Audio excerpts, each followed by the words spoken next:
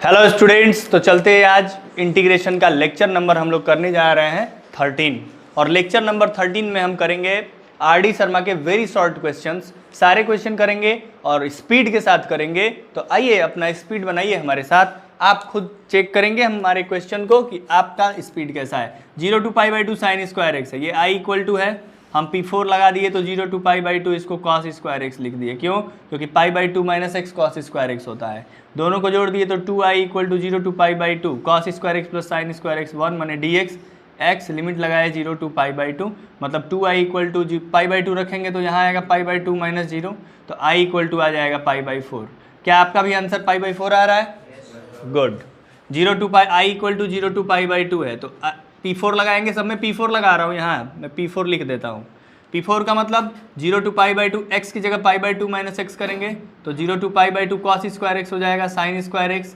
फिर से वही बात, इसको जोड़ दिए, इसको जोड़े तो आंसर इसका भी मैं डायरेक्ट लिख रहा हूँ π/4, जो इसका आया है वही इसका आएगा।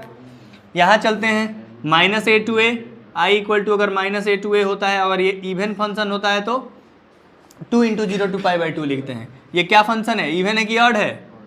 तो 2 इंटू आई इक्वल टू, ये ऑड है क्या, sign square x, 2 into 0 to π/2 हो जाएगा साइन स्क्वायर एक्स है भाई, ऑड कैसे होगा, इंटू dx। ठीक है, ये बताओ इसका answer 0 to π/2 sine square x का कितना लाए हो? 0 to π/2 साइन स्क्वायर एक्स का लाए हो तुम π/2। तो i इक्वल टू, नहीं समझ में आ रहा है तो देखो मैं कर ही देता हूँ, 0 to π/2 ये हो जाएगा cos स्क्वायर एक्स। ठीक है, जोड़ोगे तो इधर आएगा 2i, इधर आएगा 2 इंटू 0 to π/2 1 हो जाएगा ये dx। तो ये 2 से ये 2 कैंसिल हो गया, इसका आंसर π/2 आएगा। पहले भी बोल रहा था π/2 आएगा, प्रूफ भी हो गया आपके पास, बोलिए गुड। स्पीड ठीक है आप लोग का। इसका क्या आएगा तो माइनस π/2 से π/2, i इक्वल टू अगर हमारे पास है माइनस π/2 से π/2 का cos स्क्वायर एक्स तो i equal to 2 into 0 to π/2 cos square x लिख दे क्या, क्योंकि इवन फंक्शन है। फिर से वही बात, i इक्वल टू 0 to π/2 2 यहाँ लगाओ और साइन स्क्वायर एक्स बोलो, तो इसका भी आंसर क्या हो जाएगा π/2।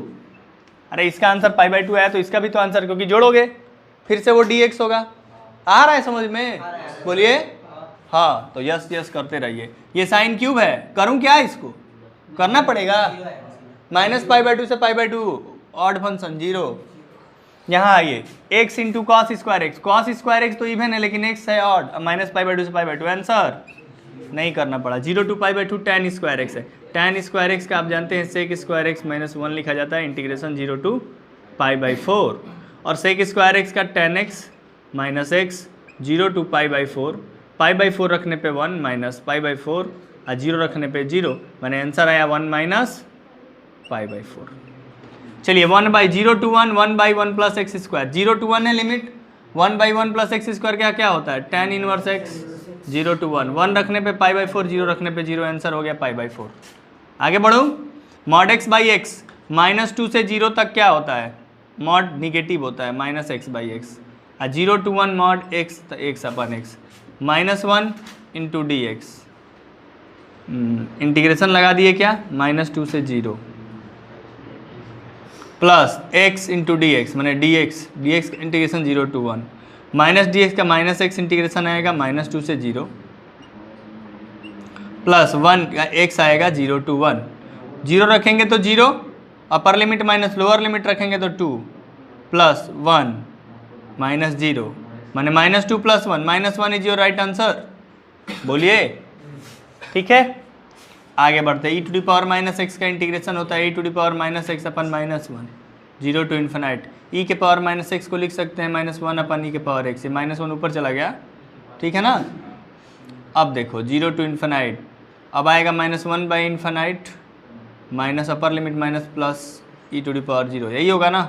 e to the power infinite होता है 1 बाई इन्फिनाइट 0 और 1 by e to the power 0, e to the power 0 1 तो 1 बाई 1 1, आंसर क्या आया, कैसे है समझे, बोलो।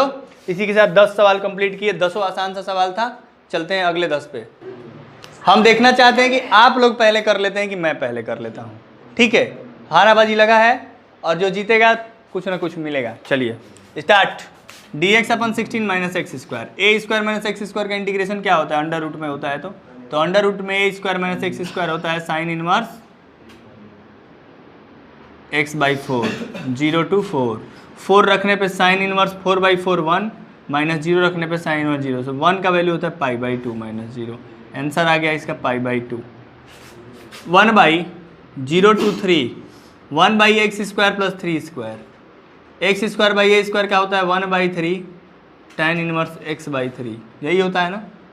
0 to 3, 1 बाई 3 या 3 रखने पे 3 बाई 3 1, मैंने tan इनवर्स 1 माइनस 0 रखने पे 0, tan इनवर्स 1 का वैल्यू होता है पाई बाई 4, तो pi by 4 into 1 by 3 pi by 12, क्या हो गया पाई बाई 12। आगे बढ़ते हैं, under root 1 minus cos 2x, 1 minus cos 2x की वैल्यू होती है 2 sine square x under root में 0 to पाई बाई 2, ये बाहर आएगा तो रूट 2 बाहर हो जाएगा, 0 to पाई बाई 2 और साइन x हो जाएगा, ये हो जाएगा ना।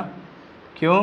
क्योंकि साइन स्क्वायर एक्स बाहर आएगा तो साइन एक्स, मॉड रहता है मॉड, लेकिन 0 to पाई बाई 2 में साइन पॉजिटिव होता है इसलिए मॉड हट जाता है। प्रोसेस से करेंगे तो साइन एक्स का क्या होता है माइनस कॉस एक्स, रूट 2 बाहर है, 0 to पाई बाई 2 लिमिट रखने, पाई बाई 2 रखने पे क्या आएगा root 2 into 0 minus lower limit 0 रखने पे क्या आएगा 1, अब माइनस इसके साथ है तो रूट 2 आंसर आ रहा है इसका। हमने लॉग 10x, तो 0 i इक्वल टू है log 10x, तो i इक्वल टू P4 लगाएंगे, P4 लगाएंगे तो 0 to pi by 2 log 10x की जगह पाई बाई 2 माइनस एक्स, तो pi by 2 minus x cot x मैंने कॉट एक्स, आई जोड़ेंगे तो 2i, 0 to pi by 2 log 10x plus log cot x, log m plus log n, log m into n आपको पता है, तो log cot x plus log 10x into cot x, ठीक है, और log 10x into cot x, 10x cot x cancel होकर 1 आएगा और log 1 की वैल्यू होती है 0, इसलिए इसका इंटीग्रेशन आएगा 0। चलते हैं यहाँ पे i इक्वल टू है, अगर हम P4 यूज करते हैं तो i बराबर होगा log 3 प्लस 5 cos x की जगह sin x हो जाएगा। क्यों? क्योंकि cos 90 minus x sin x, और 3 प्लस 5 यहाँ sin x की जगह cos x हो जाएगा इंटू डी एक्स। अगर जोड़ेंगे तो 2i बराबर log m plus log n, log m into n, और log m इंटू n करेंगे तो 3 प्लस 5 cos x यहाँ नीचे है यहाँ ऊपर है कट जाएगा, इसकी भी वैल्यू आएगी log 1, और ये 0 to पाई बाई 2। बहुत लोग सोचेंगे कैसे, तो देख ले भाई घबराना मत, log m plus log n करेंगे ना, तो अब जैसे यहाँ tan x plus cot x है तो tan x into cot x लिख दिए, उसी तरह यहाँ log, और ये है 3 प्लस 5 sin x को s लिख रहा हूँ, 3 प्लस 5 cos को c लिख रहा हूँ, और यहाँ आएगा 3 प्लस 5 ऊपर है c या नीचे है s, 3 प्लस 5s, तो 3 plus 5s 3 plus 5x cancel हो गया, यहाँ कैंसिल हो गया 1 आया, log 1 की वैल्यू 0 माने i बराबर 0। चलिए इसका भी आंसर 0 आया। चलते हैं यहाँ पे, आपको पता है इसमें भी P4 लगाइए, i बराबर ऐसा दिया है तो i बराबर 0 to पाई बाई 2 साइन के पावर nx है, तो 90 माइनस एक्स करेंगे तो cos के पावर nx अपन cos के पावर nx प्लस cos वाला साइन के पावर nx। आपको पता है सर दोनों जोड़ेंगे तो 2i 0 to पाई बाई 2, नीचे दोनों का सेम है तो ऊपर भी जुड़ जाएगा, अपन नीचे तो सेम है, अब ये कट जाएगा, कट के 1 आएगा, dx का integration x 0 to pi by 2 और 2i बराबर, तो i बराबर हो जाएगा पाई बाई 2 घटाओगे पाई बाई 2 माइनस 0, i बराबर पाई बाई 4। ऐसे टाइप का आंसर पाई बाई 4 ही आता है, ये आपको याद रखना है, ये पाई बाई 4 है। 0 to pi cos to the power 5x, आपको एक पढ़ाया था मैं कि 0 to 2a fx into D x को हम लिखते हैं 0 to a fx into D x plus 0 to a f2a minus x into D x. यही प्रॉपर्टी यहाँ पे अगर f2a माइनस एक्स fx आता है, अगर f2a माइनस एक्स fx आता है तो ये होता है 2 into 0 to a fx into D x. ये अगर 2a माइनस एक्स fx ही आ जाएगा तो fx 2fx हो जाएगा, और अगर यही चीज़ f2a minus x minus fx आता है तो क्या होता है 0 होता है, i की वैल्यू क्या होती है 0, क्योंकि माइनस fx आएगा ये तो fx में से fx क्या 0 हो जाता है।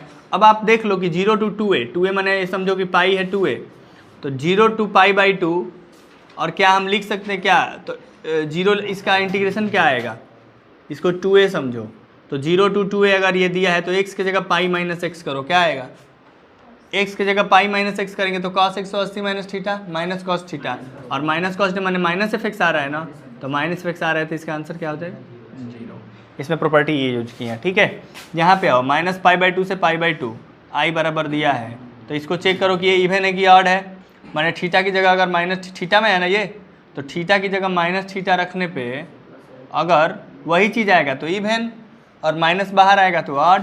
तो देखो ये ऑड है कि इवन है, क्योंकि माइनस ए टू ए है, इसका तुरंत आंसर 0 हो जाएगा अगर ये ऑड फंक्शन होगा तो लॉग ए माइनस साइन, ये तो मेरे को लग रहा है ऑड है, लेकिन आपके लिए संतुष्टि के लिए मैं कर रहा हूँ कि बहुत लोग कहेंगे कि कहाँ से ऑड कर दिए। तो अगर ये यही फंक्शन है, ये फंक्शन है, इसको मैं लॉग थीटा की जगह अगर माइनस थीटा करूँगा तो ए प्लस साइन थीटा ऊपर हो जाएगा, नीचे ए माइनस, क्यों? क्योंकि theta sine minus theta minus sine theta, तो यहाँ प्लस कर देगा और यहाँ प्लस वाले को माइनस बना देगा।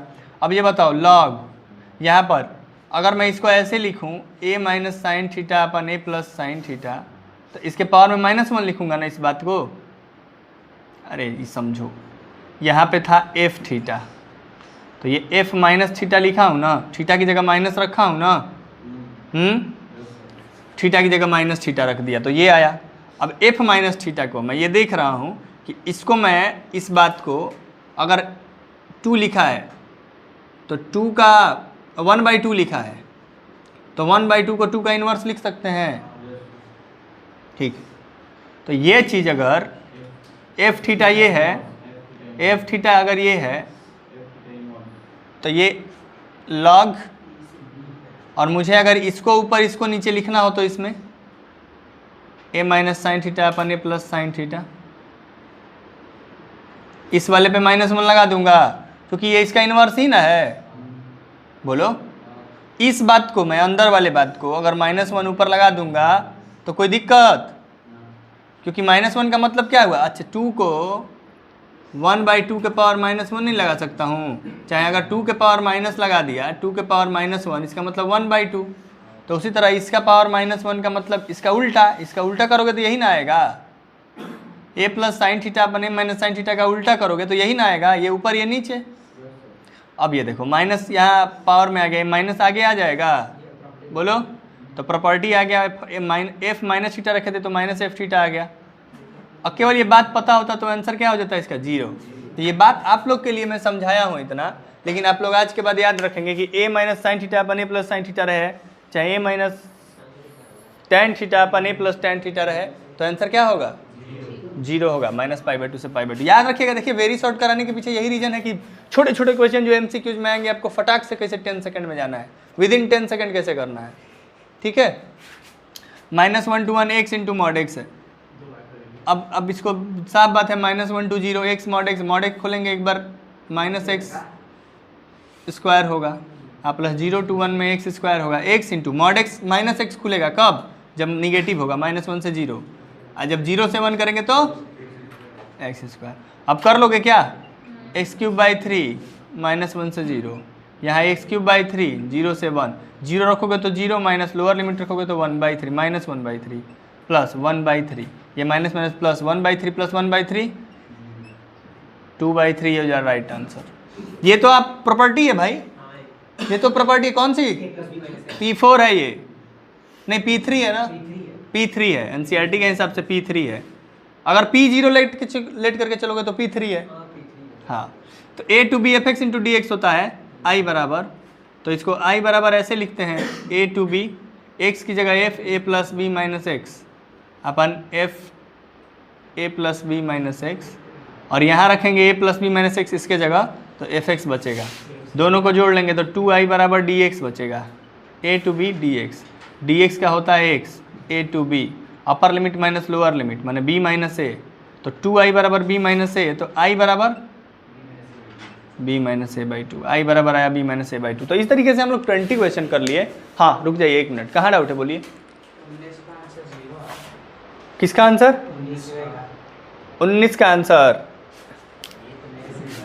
कोई बात नहीं 1 मिनट भाई साहब, ये x³ 3 नहीं है, -x³ 3 है, ठीक है ना। जब माइनस रखेंगे तो ये प्लस हो जाएगा, अपर लिमिट माइनस, लोअर लिमिट रखेंगे तो -1, ये माइनस प्लस कर देगा, अब -1/3 प्लस 1/3, आंसर क्या हो जाएगा? चलिए अब ठीक है, वेरी गुड, नोट करिए।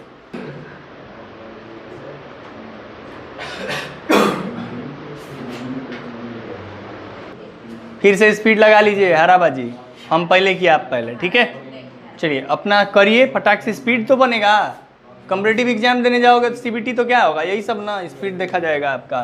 तो 0 to 1 1/x², 1/x² किसका इंटीग्रेशन होता है, tan इनवर्स x 0 to 1, 1 रखने पे π/4, 0 रखने पे 0, मैंने आंसर हो गया π/4। 0 to π/4 tan x, tan x का इंटीग्रेशन होता है log mod sec x 0 to π/4।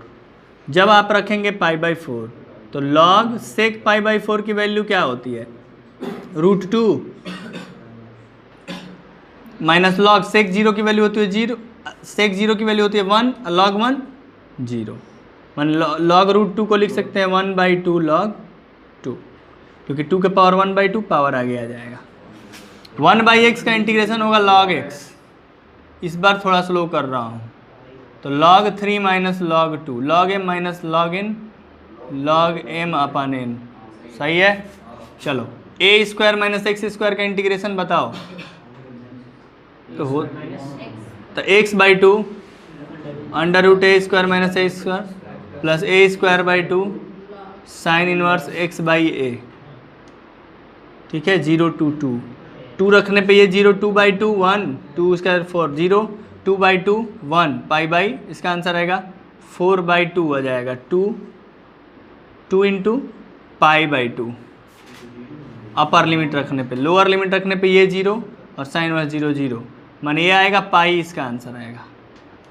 चलते हैं यहाँ पे, सब्स्टिट्यूशन से होगा 1 + x² = t, तो 2x × dx = dt, तो 2x × dx लिख दो dt upon t 0 to 1 log t और 0 to 1। एक काम करें क्या, लिमिट भी तो बदल लें, x = 0 तो t = 1, x = 1 तो t = 2, ठीक है। तो 1 से 2 माने log 2 माइनस log 1, log 2 अपन 1, माने आंसर आ जाएगा log 2, log m minus log n, log m अपन n, और log 1 0 होता है ना भाई, log 1 क्या होता है, तो ये हो गया 0, माने आंसर आया log 2। चलो यहाँ पे x² को t लेट करो, 2x × dx आया dt, माने x × dx आया dt अपन 2, 0 रखने पर 0 और 1 रखने पे 1, और x × dx की जगह dt अपन 2 और e to the power t, e to the power t का e to the power t/2 पहले से है, 0 to 1, 1 रखने पे e/2 और माइनस 0 रखने पे e के पावर 0 1/2 आंसर। तो देखिए आज इस बार थोड़ा स्लो कर रहा हूँ ताकि आपको समझ में आए, और आ भी रहा होगा। sin 2x का इंटीग्रेशन क्या होता है, -cos 2x अपन 2, 0 to π/2, π/2 रखने पे 2 से 2 गया, और cos π वैल्यू -1, तो माइनस ऑफ -1/2, माइनस 0 रखने पे cos 0 की वैल्यू 1 -1/2, तो ये 1/2 प्लस 1/2 क्या हो जाएगा वैल्यू 1, ठीक है। चलिए log x का क्या होता है, log x को t लेट करो तो 1/x × dx। अब कह रहे हो सर इतना जल्दी जल्दी क्यों कर रहे हैं, ये सारे क्वेश्चन हम करवाए हुए ना, आपको पता चल रहा है ना log x को t क्यों लेट किए, क्योंकि 1/x दिया है, सब्स्टिट्यूशन से होगा। ये सारी बात क्लास में हमारे 50-52 क्लास हो गया, यही सब समझा के ना। तो log x को t 1/x × dx dt, तो dt हो गया 1/x × dx की जगह log t को 1/t लेट किए थे, और वैल्यू रखिए e रखेंगे तो log e की वैल्यू 1 और log e² की वैल्यू 2, क्योंकि लिमिट चेंज कर रहे हैं तो log बेस में e तो हमेशा होता है, e रखोगे यहाँ पे तो 1 आ जाएगा। यहाँ तक ना ये करना था, यहाँ पे माइनस कॉमन लिया, तो e to the power x और cos x माइनस साइन हो गया, cos x को t लेट किया तो माइनस साइन x × dx, मतलब आ गया, मतलब ये e के power x fx plus f' वाला फॉर्मेट है। कौन सा है, e के पावर x fx प्लस, बस आप इससे परिचित हैं, e के पावर fx लिख दिए, अपर लिमिट माइनस लोअर लिमिट। यहाँ पे नीचे वाले को t लेट करोगे, x² + 1 को t लेट करोगे, क्यों, क्योंकि सब्स्टिट्यूशन से होगा। पता है ना कि x² + 1 को t, तो 2x × dx dt, तो x × dx की जगह dt अपन 2, x × dx की जगह dt अपन 2, और इसकी जगह t लेट किए हो तो 1/t। अब कुछ नहीं, लिमिट भी चेंज कर लो, 2 रखोगे तो 5, 4 रखोगे तो 17 log t। यहाँ पे इंटीग्रेशन करना है पहले, और इंटीग्रेशन करोगे तो 3x² का 3x³ 3, 2x का 2x² 2, k का kx, 0 to 1 लिमिट रखो। अब 1 रखोगे तो 1 + 1 + k माइनस लोअर लिमिट तो सब 0 हो जाएगा, बराबर 0, तो k + 2 बराबर 0, तो k बराबर -2। मतलब 31 क्वेश्चन निपटा दिए हैं। ठीक है, चले। 0 to a 3x² के dx की वैल्यू 8 है, तो a की वैल्यू पूछ रहा है। 3x² का इंटीग्रेशन 3x³ 3, 0 to a = 8, 3 से 3 गया, a³ - 0 = 8, तो a = 2। देखो, एक होता है Newton and Leibniz theorem, NL theorem. जब भी इंटीग्रेशन का डेरिवेटिव करना होता है, डेफिनेट इंटीग्रल का डेरिवेटिव करना होता है, सुन रहे हो ना, बहुत जेई मेन का फेवरेट टॉपिक है ये, और इससे बहुत सारे क्वेश्चन आते हैं कि आपको fx बराबर इंटीग्रेशन ऑफ ऐसे दिया रहेगा तो f' पूछेगा। जब भी इसको लिमिट, देखो लिमिट, कंटिन्यूटी, डिफरेंशियबिलिटी या इंटीग्रेशन, 4 चैप्टर मिला के एक सवाल बनाता है जेई मेन में, जो कि फेमस सवाल है, आता है। तो देखिए, जब भी a to b लिमिट हो तो f' करना हो, तो f' बराबर होता है, पहले तुम लिमिट पुट कर दो, लिमिट अपर लिमिट पुट करो इसमें, तो अपर लिमिट पुट करोगे तो x sin x होगा ना। अपर लिमिट का डेरिवेटिव, अपर लिमिट का डेरिवेटिव क्या होगा? माइनस लोअर लिमिट पुट करो, लोअर लिमिट का डेरिवेटिव, माने f' क्या आ गया? x sin x। आराध्य बाबू क्या किए थे कि इसका पहले इंटीग्रेशन किए थे, उसमें लिमिट पुट किए थे, और उसके बाद उसका डेरिवेटिव किए। मतलब इतना आप ज़्यादा लेंदी प्रोसेस किए, मतलब बहुत सारा समय लगा, ये विदिन सेकंड हुआ ना। क्या करना है? न्यूटन लाइबनिज थ्योरम क्या है, याद रखो, अपर लिमिट पुट करो इनटू अपर लिमिट का derivative, minus lower limit put करो इनटू लोअर लिमिट का डेरिवेटिव, हो गया डेफिनेट इंटीग्रल का डेरिवेटिव, याद रखिएगा। चलिए यहाँ देखिए, 0 to a 1/4 + x², ये क्या है? 1/a माने 1/2 tan inverse x/2, limit put करना है 0 to a = π/8, भाई 1/2 tan inverse a/2 tan inverse a/2 माने 0 पुट करने पे 0 बराबर π/8। ये बताओ, ये 2 इधर जाएगा तो tan inverse a/2 = π/4, a/2 = tan π/4, tan π/4 की वैल्यू 1 माने a बराबर 2। क्लियर है? यहाँ आ जाइए, right the value of a, right the value a b c of which this is independent.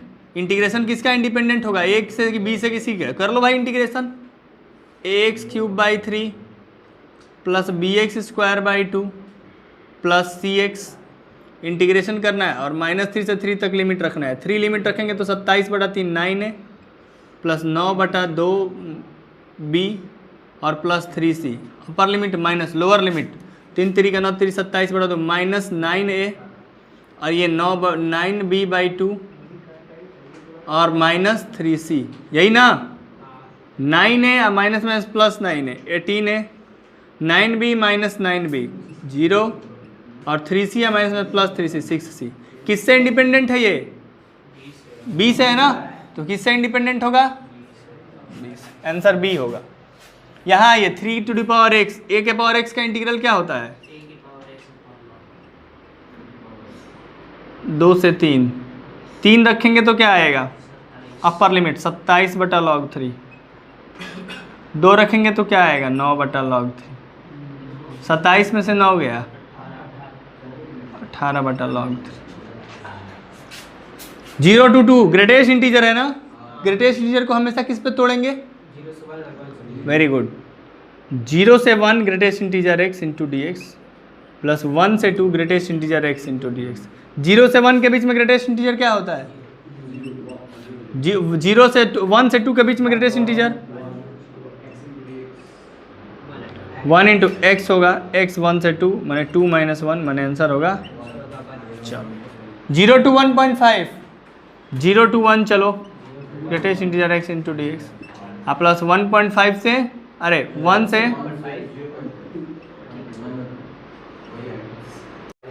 यहाँ से शुरू करें। ये बताओ, ये ग्रेटेस्ट इंटीजर 0 to 1.5 है, 0 to 1 में ग्रेटेस्ट इंटीजर क्या होगा? 1 से 1.5 में अब 1 इंटू डी एक्स का x 1 से 1.5, 1.5 माइनस 1 क्या आएगा आंसर 1/2 या 0.5। 0 से 1 के बीच में ग्रेटेस्ट इंटीजर का ग्राफ कैसा होता है भाई? ये क्या है? फ्रैक्शनल पार्ट है, ये फ्रैक्शनल पार्ट है, तो 0 से 1 के बीच में फ्रैक्शनल पार्ट यही होता है। 0 से 1 के बीच में फ्रैक्शनल पार्ट का ग्राफ अगर यही होता है मैंने y बराबर x फंक्शन है, मैंने x हो जाएगा इसका वैल्यू, ठीक है। और ये x इंटू डी एक्स क्या होगा? x² बाई 2 0 to 1, मतलब आंसर क्या आएगा 1/2। तो उसी तरह इसका आंसर क्या आएगा? e के पावर x 0 से 1 के बीच में है तो फ्रैक्शनल पार्ट e के पावर x सही होगा। e के पावर x इंटीग्रेशन e के पावर x 0 to 1 मैंने e माइनस 1, e के पावर 1 रखोगे अपर लिमिट, हमारे c के पावर 0 1 ही ना होता है, e टू दी पावर 0 1, तो आंसर आया e माइनस 1। समझ में आया? तो इसी के साथ आपके कितने क्वेश्चन हो गए? 40। स्टार्ट। तो ये क्वेश्चन है x into greatest integer x, यहाँ भी ग्रेटेस्ट इंटीजर है, तो जैसे मॉड को खोलते थे वैसे इसको भी खोलेंगे। तो 0 to 1 में x इंटू ग्रेटेस्ट इंटीजर क्या होगा बोलो? अब 1 से 2 में 1 आएगा, माने x इंटू डी एक्स, बोलो। अब ये तो खत्म, और ये x का x² बाई 2 1 से 2, तो 2 2 या 4/2 2 माइनस 1/2 3/2 आ रहा है क्या? चलो 2 to the power x minus greatest integer x minus greatest integer x होता है फ्रैक्शनल पार्ट x, पता है कि नहीं? बताए थे ना, किसी भी नंबर को उसके ग्रेटेस्ट इंटीजर प्लस उसके फ्रैक्शनल पार्ट में लिख सकते हैं। हाँ, तो फ्रैक्शनल पार्ट बराबर क्या हुआ? x minus greatest integer x। कोई भी नंबर है 2.2 है तो 2.2 का ग्रेटेस्ट इंटीजर होगा 2 है, फ्रैक्शनल पार्ट होगा 0.2, तो 2.2 को 2 प्लस 0.2 लिख सकते हैं ना, वही बात है। 0 to 1 में ग्रेटेस्ट इंटीजर क्या होता है? x, अरे फ्रैक्शनल पार्ट क्या होता है? x सही होता है। अभी जैसे 3 के पावर x वाला किए तो 2 टू द पावर x का क्या होगा? 2 to the power x upon log 2। 0 से 1 2 to the power 1 2 by log 2 minus 2 to the power 0 1 by log 2, क्या आएगा 1 बाई log 2, बोलो। चलो इस पे चलो, ये 1 से क्या था लिमिट, जरा देखना तो लिमिट क्या है? 1 से 2 है। चलिए 1 से 2 में ग्रेटेस्ट इंटीजर क्या होगा? 1, अब log 1 की वैल्यू 0, मैंने आंसर यही है क्या? सही है ना, काम खत्म ना। अब बताइए, ये कहेंगे कि एग्जाम में आ जाए ना तो कम से कम बहुत लोग गलती भी करेंगे, ये मत समझो कि हम तुरंत 0 लिख दिए, आप भी तुरंत 0 लिख दिए होते। बहुत लोग आपके जैसे सोचते भी कि लॉग ग्रेटेस्ट इंटीजर दिया था सर तो पेपर तो बहुत हार्ड बना दिया था, कहेंगे कि नहीं कहेंगे? बहुत लोग कहेंगे, आप लोग नहीं कहेंगे लेकिन बहुत लोग कह देंगे। चलिए तो 0 to √2 में आइए, 0 to √2 माने 0 to 1 x² into D plus 1 से √2। 0 to 1 में क्या होगा? ग्रेटेस्ट इंटीजर x² की वैल्यू। अब 1 से √2 में क्यों? क्योंकि 1 रखने पे 1 और √2 रखने पे 2, √2 का स्क्वायर 2 माने 1 से 2 के बीच में है। 1 इंटू डी एक्स का x 1 to √2, यही ना, तो √2 माइनस 1। एक सवाल छोड़ूं कि कर दूं? छोड़ दूं होमवर्क? फिर देखो आसान है, इसको तुम फिर टाइम लगाओगे देखना। मैं तो तुरंत लिख दे रहा हूं तो लग रहा है कि आसान है, लेकिन अगर एक क्वेश्चन केवल छोड़ दूँ ये कि करना, तो फिर तुमको समझ में आएगा कि आसान है कि कठिन है। ठीक, जैसे यही छोड़ दिया रहता, यही छोड़ दूँ, चाहे कोई भी एक छोड़ा रहता तो कठिन लगता, तो उसी तरह एक छोड़ रहा हूँ क्वेश्चन। आप देख, हाँ एक फ्रैक्शनल पार्ट x सही है। अब फ्रैक्शनल पार्ट x 0 to π/4 में क्या होगा ये आप हमें बताएंगे और इसको कमेंट करके आंसर देंगे। एक तो फंसो, ठीक है। चलें, ये आंसर क्या आ रहा है? 2, आंसर 2 आ रहा है।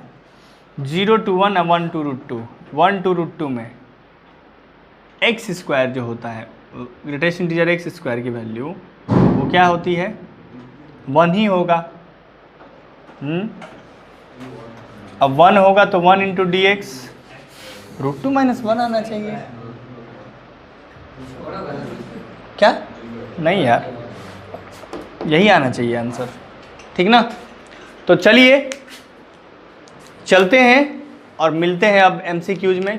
2-3 दिन की छुट्टी जो दे रहा हूँ उसमें इंटीग्रेशन डिफिनिट और इनडिफिनिट दोनों तैयार करिए सुनो, सुन रहे हो ना सभी लोग? हेलो, सुनो, 9 तारीख को आप लोगों का क्या है? एग्जाम है, एग्जाम। टेस्ट मत कहिए उसको। वो एग्जाम, इंटीग्रेशन का एग्जाम डिसाइड करेगा कि हमारे यहाँ का पढ़ने वाला 1.5 महीने से स्टूडेंट कौन है। एग्जाम, टेस्ट 1 घंटे का होता है, 20 नंबर का होता है। वो एग्जाम होगा सीधे 50 नंबर का होगा, 2 घंटे का होगा।